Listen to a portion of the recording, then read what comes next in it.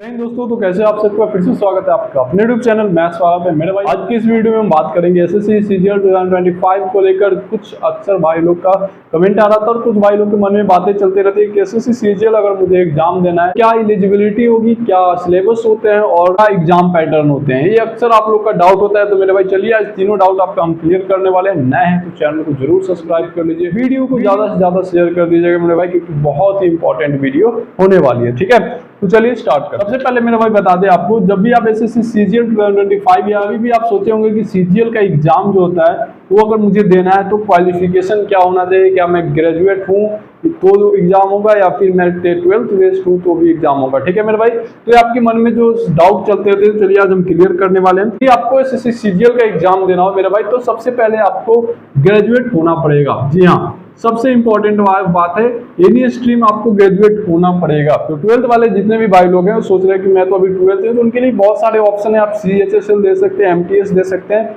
मेरे भाई, लेकिन सीजीएल के लिए आपको अगर 12th में तो थोड़ा सा वेट करके यानी ग्रेजुएट कर होइए, यानी ग्रेजुएशन कंप्लीट कीजिए। यहाँ से आप कंप्लीट करने के बाद सीजीएल को आसानी से एग्जाम में सीजीएल के लिए बैठ सकते हैं। तो क्वालिफिकेशन आपको ग्रेजुएशन होना है मेरे भाई हर हाल में, तभी भी आप एसएससी सीजीएल के लिए सोच सकते हैं। इसलिए ग्रेजुएशन कंप्लीट करना बहुत क्वालिफिकेशन जितने भी भाई लोग का डाउट है तो मैं बता दूं, ये आपके लिए इंपॉर्टेंट बात थी कि ग्रेजुएट होना पड़े। इसके बाद आते हैं कुछ मेरे भाई लोग जो ग्रेजुएट हो चुके हैं, लेकिन उनको थोड़ा सा डाउट होता है कि सिलेबस क्या होता होगा, क्या मुझे ग्रेजुएशन लेवल का सिलेबस मिलेगा या फिर बहुत ही ज़्यादा डिफिकल्ट सिलेबस होती होगी। मेरे भाई बता दें, आपको सिलेबस कोई डिफिकल्ट नहीं होते हैं। सिलेबस में आपको पहले बता दें कि आपको होते हैं जो सिलेबस है, मैथ्स है, इंग्लिश है, जीके जीएस है और रीजनिंग है। ठीक है मेरे भाई, ये 4 टॉपिक आपको पढ़ने होंगे और ये चारों जो है ना मेरे भाई आपको कोई ज्यादा डिफिकल्ट नहीं मिलेंगे।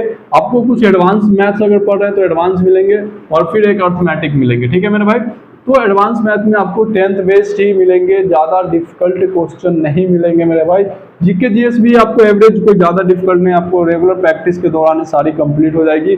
इसलिए कोई हाई लेवल का क्वेश्चन नहीं होता जो आपको दिक्कतें पैदा करे।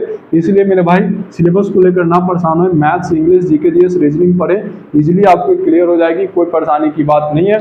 अगर सिलेबस से जुड़ी कोई कंफ्यूजन रह जाए तो कमेंट बॉक्स में कमेंट करके जरूर पूछ लीजिएगा। ठीक है, तो बाकी मैथ्स के लिए आपको पता होगा कि कौन सा बुक बेस्ट होता है, इसके लिए हम प्रॉपर वीडियो अपलोड कर रहे हैं। इंग्लिश के लिए कौन सा बुक होता है, इसके लिए प्रॉपर वीडियो अपलोड कर रहे हैं, तो इसके लिए परेशान नहीं होना है। जीके जीएस के लिए कौन सा बुक चाहिए, सारे के सारे अपलोड हो चुके हैं। तो एक बार प्लेलिस्ट जाइए, चेक कीजिए और वहां से कंप्लीट कीजिए। चलिए मेरे भाई बात आगे बढ़ते हैं कि एग्जाम पैटर्न। अक्सर भाई लोग सोचते हैं क्या कि कितने एग्जाम देने होते हैं, सीजीएल के एग्जाम बहुत ही टफ होते हैं, किस तरह से मेरिट्स बनते हैं, तो ये अक्सर आप लोग के मन में बातें चलती रहती है। तो बता दूं, एग्जाम आपको 2 टाइप से लिए जाएंगे, एक प्री और एक मेंस। प्री एग्जाम मतलब कि आपको यही क्वेश्चन होंगे, यही सिलेबस होंगे, कोई चेंजिंग नहीं होगा दोनों में, बस क्वेश्चन इसमें नंबर ऑफ क्वेश्चन जो है इसमें 100 रहते हैं, 100 क्वेश्चन, जिसमें आपको 25 क्वेश्चन मैथ्स मिल जाएंगे, इंग्लिश मिल जाएंगे, जीके जीएस और रीजनिंग मिल जाएंगे। ठीक है, और पर क्वेश्चन 2 मार्क्स होते हैं। पर क्वेश्चन कितने मार्क्स होते हैं? 2 मार्क्स। यानी कि आपको अगर आप सोच रहे हो कि कितना स्कोर करेंगे तो मेरा प्री क्लियर होगा, तो आपको अप्रोक्स बता दें 150 to 60 जाते हैं तो एक बेस्ट स्कोर है आपके लिए। 60 प्लस जाते हैं तो आपके लिए परफेक्ट है,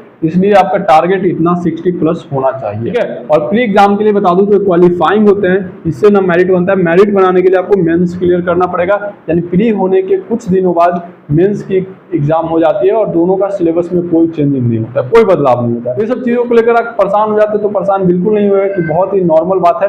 और इससे जुड़ी कोई भी समस्या हो तो कमेंट बॉक्स में कमेंट करके जरूर पूछ लीजिएगा। वीडियो को ज्यादा से ज्यादा शेयर कीजिएगा, लाइक कीजिएगा, सब्सक्राइब कीजिएगा। जय हिंद।